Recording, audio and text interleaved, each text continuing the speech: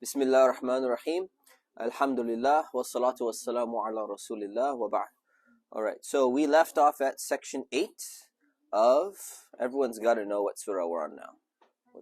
Al-Imran. Good. And who can tell me who is Baqarah?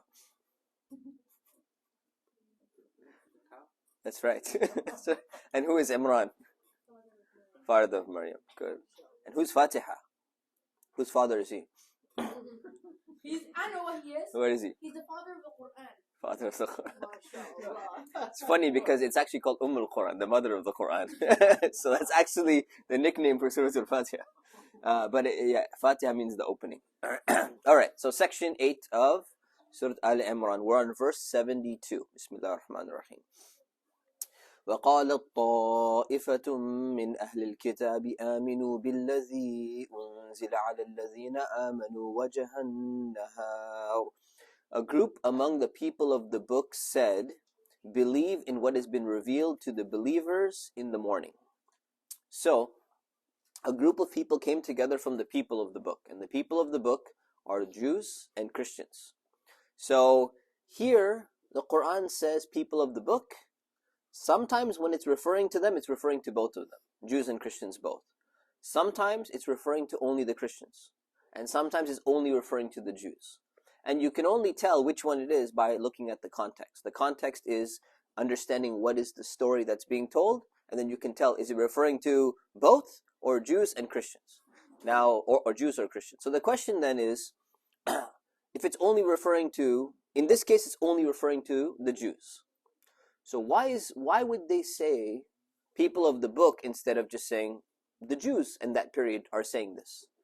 The reason why is because even though there was a historical incident that happened during the lifetime of the Prophet, peace be upon him, it's trying to give a general principle and saying, hey, this is not only restricted to this group. You can find other groups also doing something similar. And it's not only the Jews and Christians. It could be an idol worshiper. It could be an atheist. It could be anybody who's trying to play this trick that was played on the Muslims. So here's what happened. There was a group among the people of the book referring to the Jews who were living in the city of Medina. And what they did was they started speaking to each other and they said, you know what we're going to do? These Muslims, they're growing. And this is the Medinan period in the beginning. Islam is growing in Medina. So they go to each other and they're getting a little bit jealous. And they're like, this is not good. You know, too many Muslims, too many people are accepting Islam. We got to do something. We have to somehow stop them. And the people who accept Islam, they become so dedicated, so devoted to Islam. How can we kind of stop this process from happening? Well, one of the things we can do is we can put some doubts into the minds of people. What's one way we can put doubts in the minds of people? Here's what we're going to do. Here's our plan. We are the Jews. We're people of the book. We have a scripture. Jews were known to have good rabbis at the time, in the sense that they were knowledgeable. In fact, the Jewish community in Medina, and this Arabs, they all speak Arabic. Are they more educated or less educated than the idol-worshipping Arabs in Medina? Jabir, go ahead, answer. I'm guessing they're more educated. Yes, they're way more educated. The Jews are way more literate. The Jews the Arabs in Medina, which books do they have? Which books do they regularly read? Like in their bookshelf literature, like what's the average literature that they would have? They didn't have any books. They did not have any books. So at least the Jews, they had books. They had the Torah. They're able to read it. The scholars are able to read it. And the people were way more literate and educated. The Jews were way more educated and literate than the Arabs. And part of it is because they have a book. And part of it is because they came from... they were exiles from another civilization which had way more literacy. So they're not like Arab going all the way back. So they have a little bit different culture, so a little bit more educated culture. So here, the Jews come together and say, we need to stop these people. Here's the plan. The plan is we're going to go and pretend to become Muslim in the morning. And then what are we going to do? وَاكْفُرُوا آخِرَهُ لَعَلَّهُمْ يَرْجِعُونَ. And then reject it in the evening so that they might leave their faiths.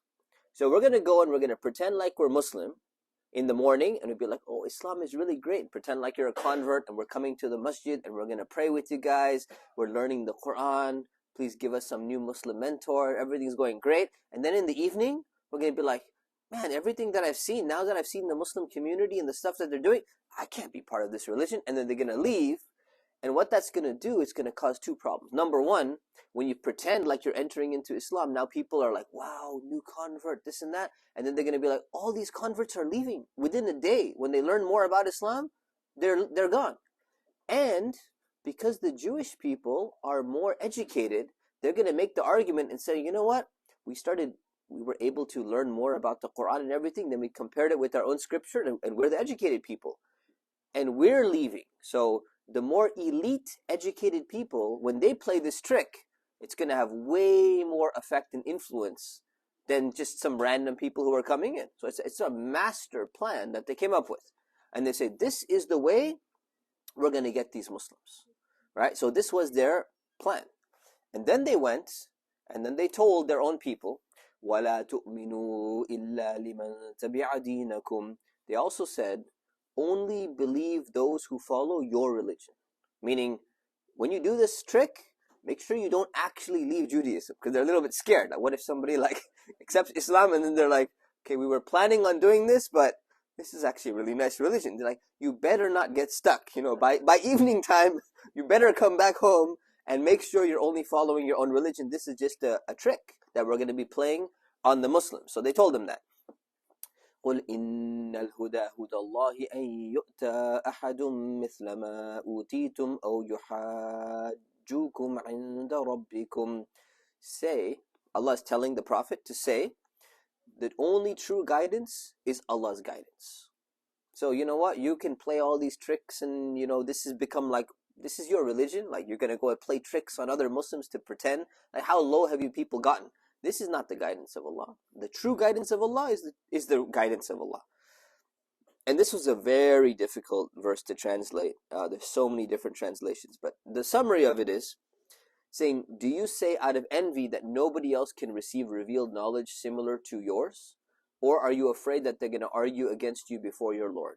Meaning, if the Jews admit that, you know what, we also have very similar things in our book that you have in Islam, then are you so scared that, you know what, you're going to be in trouble on the Day of Judgment, that, Allah's going to, somehow, you're going to lose an argument against the Muslims when they're saying we have the same stuff?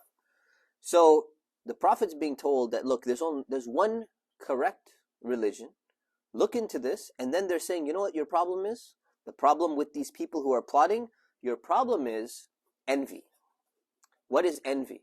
Envy means that you want to have everything for yourself and you don't want anyone else to have that benefit, right? So if we have cookies, for example, and you say, like, you know what, I don't want it, these cookies are mine, I'm not going to share them, right? They belong to me. Or somebody comes and let's say somebody gets an A on the test. This is a better example. Somebody gets an A on their exam and somebody else gets an A, and you say, mashallah, I got an A, you got an A, we both got perfect score. Nope. I want to be the only one who gets the perfect score in the class, because your value becomes higher, right? If somebody else has a perfect score, there's two ways to look at it. One way is, hey, great, I still got a perfect score at the end of the day. I did very good. The second way to look at it is, I want the special attention from everybody else that I'm the only one who got the perfect score. Nobody else should have that. That's envy. So Allah is saying that the root cause of why this group did not want to even consider the Muslims, that, even look into the religion of Islam correctly and properly, is because they had envy. And he's saying, what's the envy that you had? He said, you don't think Allah can send any prophet, any other revelation to any other people except you? Because meaning the Jews, they had Prophet Musa, and they had Prophet Sulaiman, they had Prophet Dawood, they had many, many prophets. So if they got into the mentality of prophets only come to the Jews, which is not true. If you go all the way back, there was no Jewish people before that. There were still prophets being sent.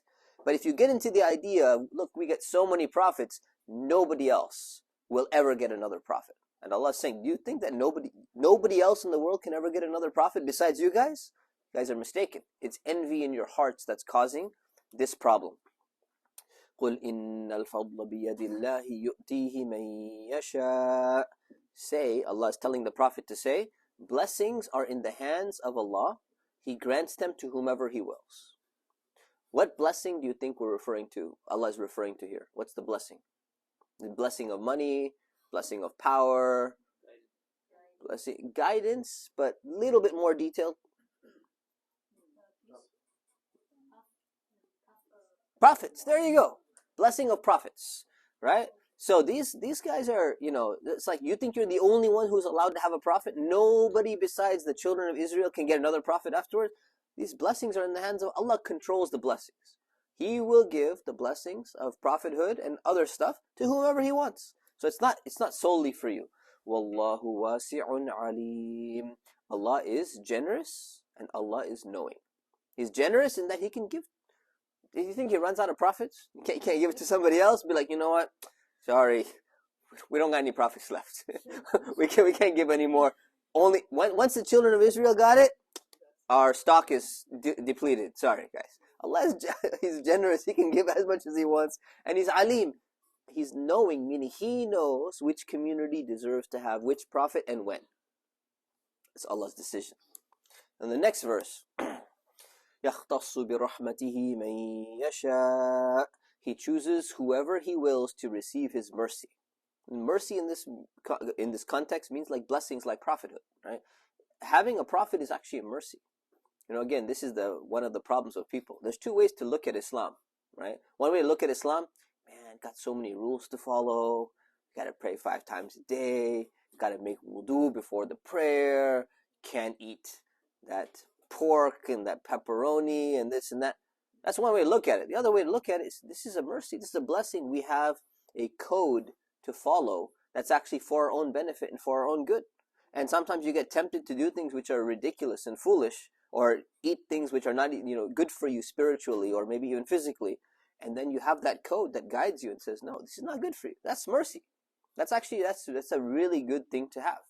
So that's the way that Allah subhanahu wa ta'ala explains prophethood. Wallahu dhul fadlil azim.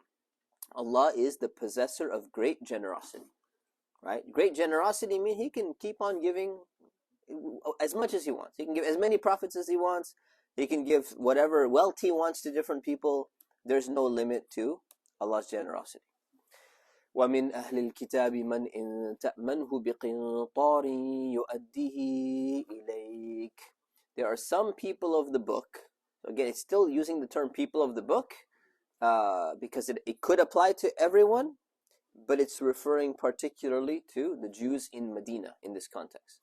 So there are some people of the book who, if entrusted with a large amount of wealth, they will quickly return it.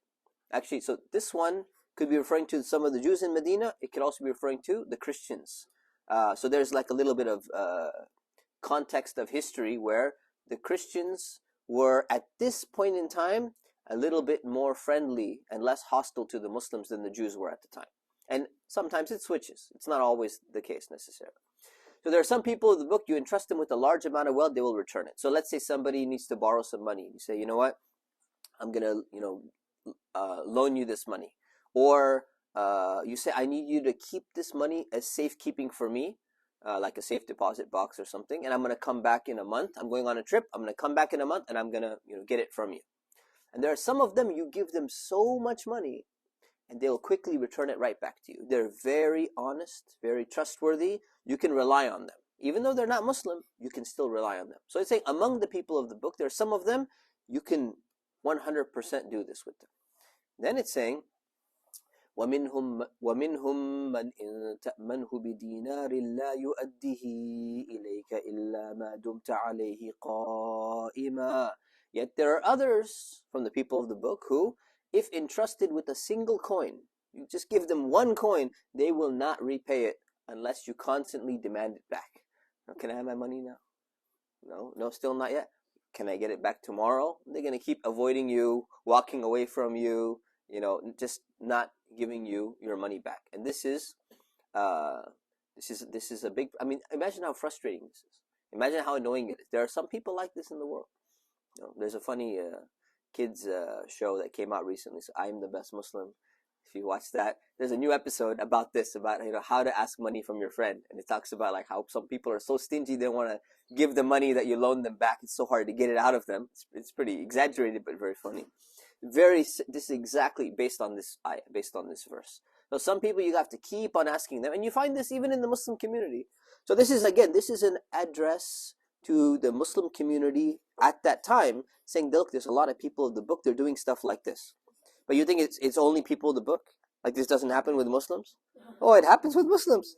It's unfortunate, it's contagious. You go and you loan somebody a book, you be like, look, I need this book back tomorrow.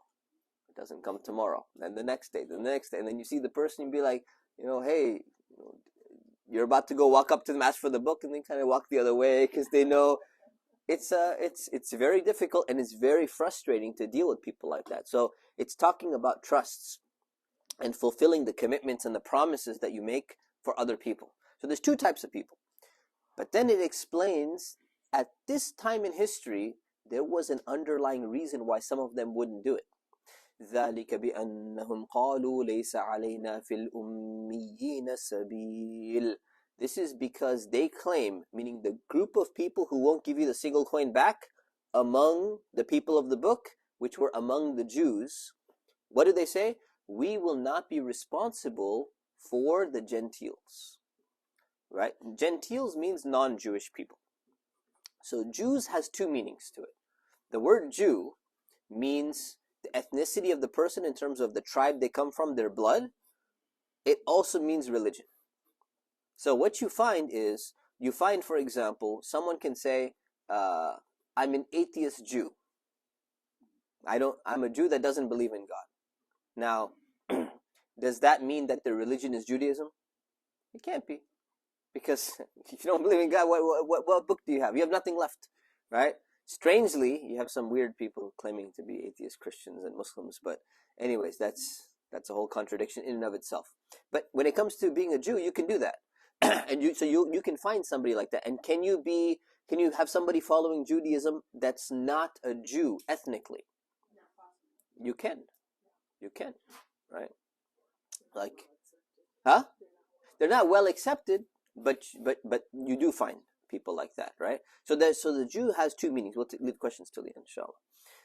So the people who are not giving back their money and they're holding on to the coin, what's the underlying reason? There are some of those people who claim we're not responsible, we're not going to be held accountable in the sight of Allah if we cheat non-Jewish people. So we have a double standard. The standard is, when it comes to Jews, we have to be honest in our business dealings and everything like that. But when it comes to non-Jews, free for all. It's like a free reign. We can go ahead and cheat them and do this and steal from them, and it's not a big deal. And Allah's mentioning the underlying condition. And now, this is their own way of justifying things. And what does Allah say? وَيَقُولُونَ عَلَى اللَّهِ الْكَذِبَ وَهُمْ يَعْلَمُونَ. They attribute lies to Allah, and they know, knowingly. So this is Allah saying, this is not in your book. Do you think that this was what Prophet Musa was revealed? Like the Torah was sent to Prophet Musa. Do you think that the message that Allah gave to Prophet Musa was, you're allowed to cheat non-children of Israel people? Saying, no, these people made this up. This is not true. This is not part of their true teachings. So in terms of cheating somebody, it's not part of their true teachings. But if you look at the law today in the Torah and how the Jews still practice their book, what you will find is clear-cut verses which say that taking interest from a Jew is forbidden. It's absolutely forbidden in their religion. But taking interest is usury, it's riba, and it's haram in Islam. It's actually forbidden and it's haram for the Jews to take riba and interest from other Jews. But it says that it's allowed to take it from the Gentiles. You can take it from non-Jews. So that's very interesting. Right? And the thing is, not only it's in their books, it's something that's been practiced in history. So I was just telling one of my friends recently, I visited, I don't know if I shared this story before or not. I visited Oxford University like a few years ago. Oxford University is one of the oldest, Western universities in the world. We did a little tour. They were showing us different buildings, and they're like, this is the ancient science building, and they invented such and such medicine over here or whatever there. And then they showed this other building, and they said, in the bus tour of Oxford University, they said that building over there, that's where the mostly the Jewish people used to live. They used to have a whole section where Jewish people lived 800 years ago, in like the 1200s or maybe 1100s, in Oxford University. But they were all kicked out of England. They were kicked out of the University of Oxford, and they were kicked out of England because the Catholic Church controlled the university and they controlled the country at the time. And the reason why they kicked them out is they said these Jews are taking interest from us Christians, and they don't take it among themselves, but they take it from us, and that's part of their religion. So we got so upset about that, the discrimination began against them, an anti-Jewish sentiment. That was one of the reasons for the anti-Jewish sentiment, which is interesting because it is actually in their book. So that brings a question, someone might ask, was that part of the original law of Prophet Musa or not? Because there's been changes that have been made. Some changes some things are originally there. So could it have been an original part, or could it, obviously stealing, 100% no. Allah is making it clear, you have to return their money. You can't, saying that taking interest is one thing, taking this is a whole other level. So could that have been part of the original religion? We don't know for sure, but it's very possible that when a lot of these rules were revealed, look at the context in which the Torah was revealed. It was like a state of war, right, with other people. So the rules that exist in a state of war are going to be different than the rules that exist in a state of peace with other people and other nations and other communities. So that's my theory anyways. If it was from the original teachings, it was for that time because they were in a state of war when Prophet Musa was getting the revelation that they're going and entering the city, and then they don't want to go and fight, and Allah, they're saying, you and Allah go and fight. When we get to that story, that could have been the reason. But that doesn't mean that same type of law is supposed to apply across the board throughout time, and you keep on applying the same thing. Anyway, in case anyone was wondering that. بَلَى مَنْ أَوْفَى بِعَهْدِهِ وَاتَّقَى فَإِنَّ اللَّهَ يُحِبُّ الْمُتَّقِينَ. Allah says, wrong. That's not true. That's not what you're supposed to be doing in your book. Those who fulfill their promises and are afraid, meaning they're afraid to do anything wrong, Allah loves those people who are mindful of Him. Right? Allah loves the people who are pious. So it's basically saying your whole mentality of, you look down upon the Muslims and you think you're better because you're from a certain tribe. And unfortunately, we're seeing the same thing happening in the same region. They look down upon people because of their religion, because of their ethnicity, and they have this sense of Jewish superiority. We're better, we're the chosen people, and we're a special tribe, and you treat everyone else like you're like nothing. The Jews and the Christians and other people, So it's what's happening right now in Palestine. So it's like the same thing living out. And subhanAllah, when you read this, just imagine this. Imagine if the situation wasn't like this today. Or if you didn't know, like many people still don't in the world, they don't even know about the situation. They say, we live in a modern world where people are nice to each other, and we have a United Nations, which doesn't seem to do anything anyways. But we have United Nations, and we have this, and we have that, and you're like, we're civilized modern people. The Quran is talking about people like so harshly. Could something like that ever apply again in this life? And then you go and you look in Israel right now and you're like, this is exactly what's happening. Exactly what's happening. And it shows you sometimes we fall into this very post-enlightenment mentality where we're like, the world is so different. I mean, the world is different in many ways.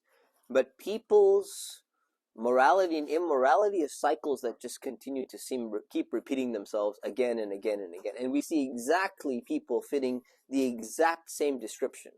Like other people are simply, they're not even worthy of having the basic decency of even returning their money or returning their home, even if after post-bulldozing, returning any land, anything like this. No. Why? These people have no authority over us. We're the special people. This belongs to us. It's exactly the same mentality. Exactly. It has not changed at all. So Allah is bringing this to us as a reminder. إِنَّ الَّذِينَ يَشْتَرُونَ بِعَهْدِ اللَّهِ وَأَيْمَانِهِمْ ثَمَنًا قَلِيلًا أُولَئِكَ لَا خَلَاقَ لَهُمْ فِي الْآخِرَةِ. Those who trade Allah's contract, The contract of Allah refers, the covenant of Allah refers to, you follow me and I'll give you Jannah. You do good, I'll give you paradise. But those who trade Allah's contract and their promises, meaning they're willing to sell their promises for a small amount, will have no share in the hereafter. Why? Because what are these people doing? They're saying, you know what? Well, our book teaches us that we don't need to return money back to people who are non-Jews. Or our book tells us there's no Prophet Muhammad mentioned. There's no other prophet going to come. And they're lying. But what do? They promise and they swear, nope, we're telling you the truth. But they know deep down inside that's not true. And they're trying to get some money, or they're trying to get some position or some power or whatever influence they're trying to get for doing that. So you're not going to get anything in the next life. وَلَا يُكَلِّمُهُمُ اللَّهُ وَلَا يُكَلِّمُهُمُ اللَّهُ وَلَا يَنظُرُ إِلَيْهِمْ يَوْمَ الْقِيَامَةِ وَلَا يُزَكِّيهِمْ وَلَهُمْ عَذَابٌ أَلِيمٌ. Allah will neither speak to them, like in any kind way or whatever, nor even look at them, or usually when you say you're not going to look at somebody, not even like a little glance of mercy, like you don't even want to see that person, and nor purify them of their sins on the day of judgment, and they will suffer a painful punishment. All right, so there's a few more verses, but we'll leave it here, inshallah. I'll open it up for questions. We'll stop at verse 78. Bismillah, go ahead, Hamza. So what's happening in Palestine right now, would you kind of consider it just the Jews venting their anger from what happened to them? So in a way, because they're so angry from what happened to them, they're just doing it against other people. It's kind of like when, if someone in authority, starts yelling at you and beating you up, you're so angry, you want to do the same thing to the other person. Wouldn't that be the same mentality? If you look at this particular incident only, just you have tunnel vision and you only see this particular incident, then you could say yes. If you zoom out just a little bit, just a few years, let alone 75 years of all of this, then no. You can't be like, oh, because this person hit me, I'm hurt so much, I'm going to go and attack them back. But you also attacked them last year and the year before and the year before, and you've been attacking them for 75 years. So what justification do you have to be like, now I really got hurt, so I'm really mad and I'm going to do more than I used to do before? Why were you doing it before? What was the reason? So I think that's a very narrow way of looking at it. So for somebody who doesn't have any historical context, so for somebody who has amnesia and they're unable to remember anything about history, or they're unable to hear anything, this argument can apply, and you can still say it's still not fair. Somebody punches you, you don't go and kill them and their whole family. That's not a justification, right? So at least people who have no understanding of anything and they have no patience to spend 5 minutes to learn something, even they can still understand this argument. But going beyond that, if you zoom out and be like, but the person who just punched, he's been getting beat up for 75 years every single day. A little bit different context, right? So yeah, so we got to be careful about the two different audiences you're talking to. Ali.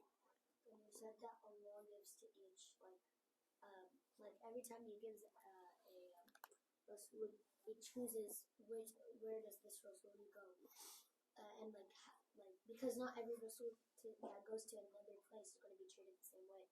But weren't all most of them weren't they treated in a bad way? Yeah, most of the prophets were denied and rejected. He said that Allah, He was adding where He put each Rasul in each town and how He would be treated in that town. No, not just how he would be treated. It's not. So when Allah is knowledgeable about who to give, and it's not just about how the prophet's going to be treated. It's about what the people need, as well. Allah sends to what the people need. Inshallah, Isa. I've heard how you said I just want this to be for me, not for that other person. What if you get mad at them, and then much later on you if you hurt them, and then much later on you regret it, and then you apologize to them and ask for forgiveness. Does that still count as bad deed for you, or is that erased? Inshallah, it gets erased. So the question is, if you're envying somebody and then you do something bad to them and you take all that stuff, but then you realize that you've done something wrong, and then you go and you apologize and you give it back to them and you ask for forgiveness, can that be erased? yes, in the sight of Allah, Allah is very merciful. So if you're genuine and you ask Allah to forgive you, you can forgive you, and hopefully if you're genuine with the other person, you sincerely say sorry, hopefully the other person will also forgive you. Inshallah. Jabir. What happened to the Jewish people when Allah, was explaining that they were becoming Muslim in the morning and then Islam, what happened to that plan? So they executed the plan, but it didn't really trick the Muslims very much, because the Muslims who came in, they were still strong. Alhamdulillah. By the way, so that's part of the theory about why some of the rules of apostasy came out. So they're like, you know what, you want to do this? Could be some punishment, for you on that. Yes. That's a longer discussion. So another day, inshallah. So, go ahead.